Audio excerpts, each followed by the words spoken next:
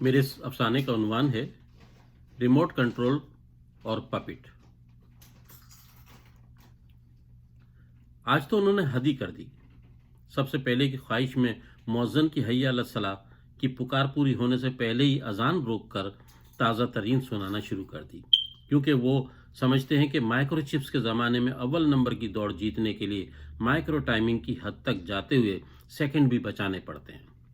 یہی وجہ تھی کہ فلاح کی طرف بلانے والا خاموش اور خوف پھیلانے والا نیوز کاسٹر بول رہا تھا، مشتاق کیمرے کو لاش پر فوکس کرو تاکہ ناظرین وہ منظر دیکھ سکیں جس میں ایک نامعلوم شخص نے بھرے بازار میں بے درخت فائرنگ سے کئی راہگیروں کو ہلاک کر دیا ہے۔ نیوز کاسٹر نے جائے واردات پر موجود رپورٹر اور فوٹوگرافر کو ہدایت دی اور پھر ناظرین کو متوجہ کرتے ہوئے کہا، ناظرین ہم آپ کو بتاتے چلیں کہ یہ حادثہ ابھی محض چند منٹ پہلے وقوع پذیر ہوا ہے۔ ہمارے مستعد رپورٹر مشتاق اور بہادر فوٹوگرافر سہیل نے جائے حادثہ پر سب سے پہلے پہنچ کر اس کی رپورٹنگ کی ہے۔ ہمارے چینل نے اس اعزاز کو ایک بار پھر برقرار رکھا ہے۔ اسی سنا میں نیوز کاسٹر کے کان میں لگا اسپیکر چیخ اٹھا، جلدی سے مشتاق سے بات کرو، اس سے پہلے کہ لاشیں ہٹا دی جائیں، ان کی پوری تفصیل پوچھو۔ نیوز کاسٹر فوراً مستعد ہو گیا۔ مشتاق ہمارے ناظرین کو بتائیے اب وہاں کیا ہو رہا ہے؟ حمید میں دیکھ رہا ہوں کہ مرنے والوں کے بدن سے ابھی تک خون بہہ رہا ہے۔ مشتاق ناظرین کو بتائیے کہ کیا خون سڑک پر جذب ہو رہا ہے، سڑک پر جم رہا ہے یا پانی کی طرح بہہ رہا ہے؟ نہیں حمید، حیرت کی بات ہے کہ نہ تو خون سڑک پر میں جذب ہو رہا ہے، نہ جم رہا ہے اور نہ پانی کی طرح پھیلا ہوا ہے، بلکہ ایک لاش کا خون دوسری لاش کے خون سے ٹکراتا ہے تو اسے اس جگہ عجیب سی چمک پیدا ہو جاتی ہے۔ شاید یہ چمک ایک انسان کو دوسرے انسان سے محبت کا اظہار ہے۔ اف، گدھا کہیں کا، نیوز کاسٹر کے کان میں پروڈیوسر نے چڑھتے ہوئے کہا، اس بے وقوف کو پیار محبت اور انسانی جذبات کی طرف مت جانے دو، اس سے لاشوں کی تعداد، ان کی نسل، مذہب اور صوبے کے بارے میں بات کرو۔ مشتاق ہمیں یہ بتائیے کہ مرنے والے کون سے صوبے کے لوگ دکھائی دے رہے ہیں اور آپ کے خیال میں کون سی زبان بولتے ہوں گے؟ نیوز کاسٹر نے پروڈیوسر کی بات کو آگے بڑھاتے ہوئے کہا، حمید ہم لاشوں کو قریب سے فوکس کرنے کی کوشش کرتے ہیں تاکہ ہمارے ناظرین خود بھی دیکھ سکے کہ ان میں سے ایک لاش نے جینس کی پتلون اور ٹی شرٹ پہن رکھی ہے، اس کے ہاتھ میں جو گھڑی بندھی ہے وہ اومیگا کا سستا ماڈل ہے جو یہاں صدر بازار میں 150 روپے میں مل جاتی ہے۔ اس کے جوتے بھی خاص نہیں لگ رہے ہیں، بلکہ خون لگی جانے کی وجہ سے جوتوں کی حالت اور خراب ہو گئی ہے۔ مجھے یہ اندازہ ہے کہ یہ جوتا عراقی صحافی کے جوتے سے چھوٹا ہے جو اس نے امریکی صدر پر پھینکا تھا۔ پھر بھی میں یقین سے کہہ سکتا ہوں کہ ایسے جوتے لیاقت آباد کی مارکیٹ میں کثرت سے بکتے ہیں، لہٰذا یہ شخص یقیناً لالو گھیت کا رہنے والا ہوگا اور اس کی زبان اردو ہوگی۔ مشتاق ہم آپ کی بصیرت کی داد دیتے ہیں، آپ کا تجزیہ بہت گہرا ہے۔ اب ہمیں دوسری لاشوں کے بارے میں بتائیے اور کوشش کیجیے کہ کیمرے میں لاش پوری نظر آئے تاکہ ہمارے ناظرین خود بھی اپنے آنکھوں سے دیکھ سکیں۔ پھر نیوز کاسٹر ناظرین سے مخاطب ہوا، ناظرین ہماری درخواست ہے کہ کمزور دل حضرات اور بچے ٹی وی اسکرین سے سامنے سے ہٹ جائیں کیونکہ ان مناظر کو دیکھنا ان کے لیے نقصان دہ ہو سکتا ہے۔ اس دوران کیمرے کا رخ رپورٹر سے سڑک پر پڑی لاش کی طرف ہو گیا تھا۔ رپورٹر مشتاق کو بہت عرصے کے بعد کسی حادثے کی لائیو کوریج کا موقع ملا تھا۔ اس سے پہلے ججوں کی بحالی کی تحریک، ایک مذہبی رہنما کی ہلاکت اور 5 ستارہ ہوٹل کے باہر بم دھماکے کی رپورٹنگ اس کے دیگر ساتھیوں نے کی تھی۔ اپنے کم تجربے کے باوجود وہ انہی کی طرح اس حادثے کے ملبے میں چھپے سارے پوشیدہ اور اچھے برے امکانات کو نکال لینا چاہتا تھا، کیونکہ وہ جانتا تھا کہ اس کے دوست بھی تربیت کے مرحلوں میں ہی تھے کہ شہرت کی بلندیوں پر پہنچ گئے۔ جی ہاں حمید، ہم اپنے کیمرے کو اس دوسری لاش پر فوکس کر رہے ہیں اور جیسا کہ آپ دیکھ رہے ہیں کہ یہ کسی غریب مزدور کی لاش ہے۔ اس نے اپنے سر پر جس قسم کی ٹوپی پہن رکھی ہے وہ میمن مسجد کے باہر بکتے ہوئے دیکھی جا سکتی ہے اور زیادہ تر یہ اہل سنت والجماعت کے لوگ پہنتے ہیں، لیکن اس مزدور کے کپڑوں سے صاف اندازہ ہو رہا ہے کہ یہ کراچی کا رہنے والا نہیں ہے۔ کیا آپ اس کی جیبوں کی تلاشی لے سکتے ہیں کہ یہ کہاں کا رہنے والا ہے؟ نیوز کاسٹر نے مزید پوچھا۔ حمید جیسا کہ آپ دیکھ رہے ہیں کہ یہاں بہت سارے لوگ اکٹھے ہو چکے ہیں، پولیس بھی آ چکی ہے، عیدی اور چھیپا والے لاشوں کو اسپتال لے جانے کی تیاری کر رہے ہیں، لیکن میں پھر بھی کوشش کرتا ہوں کہ تلاشی لے سکوں۔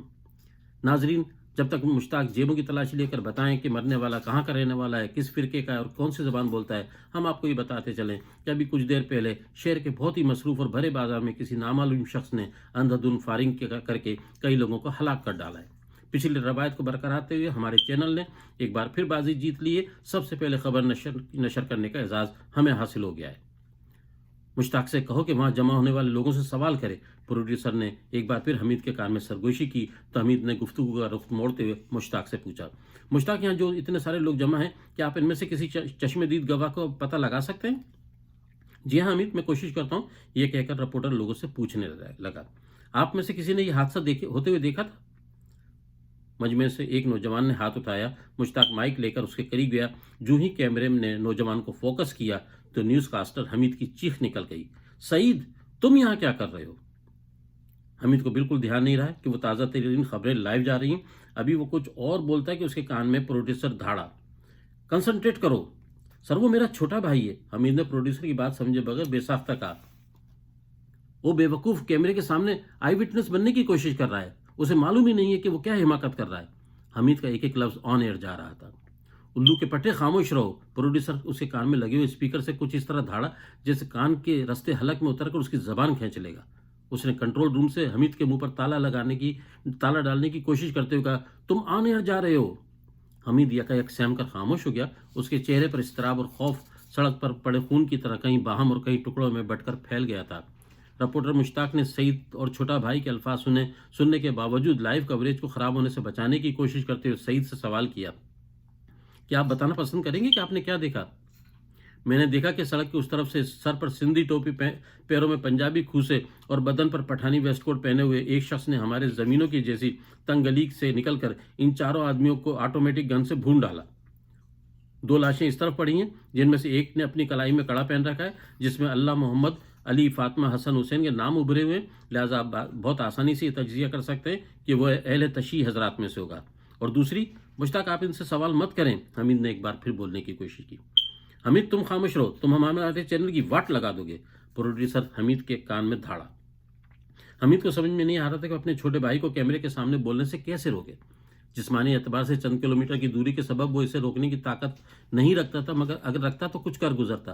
حالانکہ اس فاصلے سے زیادہ وہ فاصلہ تھا جو ایک ہی کمرے میں رہنے کے باوجود دونوں کی سوچوں اور نظریات کی وجہ سے حائل تھا۔ حمید جانتا تھا کہ غیر معمولی صورتحال میں کمرشل بریک سے مدد لی جا سکتی ہے، مگر یہ سب نیوز روم سے باہر بیٹھے ہوئے پروڈیوسر اور کنٹرول روم کے ثوابدید پر کیا جاتا ہے۔ نیوز کاسٹر تو کان میں دی جانے والی ہدایت کے تابع ہوتا ہے۔ حمید کے سامنے رکھے ہوئے لیپ ٹاپ کے اسکرین پر اس کے چھوٹے بھائی کا چہرہ کلوز اپ میں نظر آ رہا تھا۔ لفظ اس کے کانوں میں دھماکے کی طرح پھٹ رہے تھے۔ کسی چینل کی پشت پناہی میں زبان سے زہر اگلنے کی طاقت، اور دوسری طرف عوام کے درمیان میں کھڑے ہو کر انہی جیسے ملتے جلتے لفظوں کی سانپوں سے بھری پٹاری کے بیچ سڑک پر کھولنے کی کمزوری سے وہ بہت اچھی طرح سے آگاہ تھا۔ ایئر کنڈیشن کمرے میں بیٹھے ہونے کی وجہ سے اندیکھے خوف کا پسینہ اس کے چہرے پر ابھرنے کی بجائے حمید کو اندر ہی اندر تربتر کر رہا تھا۔ اسے یاد آیا کہ 2 دن پہلے سعید نے اسے کٹ پتلی کہہ کر پکارا تو وہ چڑ گیا تھا، مگر اب اسے احساس ہو رہا تھا کہ کان میں لگا اسپیکر وہ چھڑی ہے جس میں سے اس جیسی کٹ پتلیوں کو حرکت دی جاتی ہے۔ لمحہ بھر کو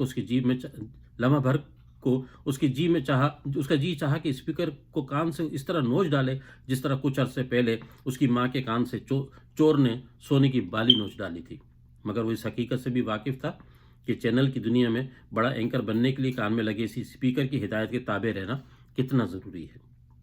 حمید کے دماغ میں خود بدھ ہونے لگی۔ صحافت کی تعلیم کے دوران پروفیسر کا سنایا ہوا روس کے ایک نیوز کاسٹر کا قصہ یاد آنے لگا، جس میں نیوز کاسٹر نے ریاستی کنٹرول والے ایک چینل پر خبریں پڑھتے ہوئے گرفتاری کے خوف کے باوجود اچانک کھڑے ہو کر کہا تھا کہ ناظرین، میں اس سے زیادہ جھوٹ نہیں بول سکتا، اور چلا گیا۔ مگر حمید جانتا تھا کہ بظاہر آزاد میڈیا کے باوجود اس جیسے خوبصورت نوجوان لڑکے لڑکیاں کتنے بے بس ہیں۔ گزشتہ ساعتوں میں ابھر آنے والی ذہنی ہلچل میں وہ سن نہیں سکا کہ سعید نے چوتھے آدمی کا حلیہ کھینچتے ہوئے کیا کہا، مگر اب لیپ ٹاپ پر اس کی آنکھوں کی طرف دیکھتے ہوئے اسے گھبراہٹ ہو رہی تھی۔ آہستہ آہستہ کیمرہ زوم کرتے ہوئے مشتاق کے چہرے پر آ کر رک گیا۔ اسی لمحے اس کے کان میں پروڈیوسر کی آواز ابھری، حمید، سب سے پہلے خبر نشر کرنے والی بات کہتے ہوئے آگے پروسیڈ کرو، اور ناظرین کو بتاؤ کہ اذان کا وقت گزر چکا ہے، اور ہاں، معذرت کرنے کی حماقت مت کرنا، کیری آن۔ یک حمید نے کٹ پتلی کی طرح بولنا شروع کر دیا۔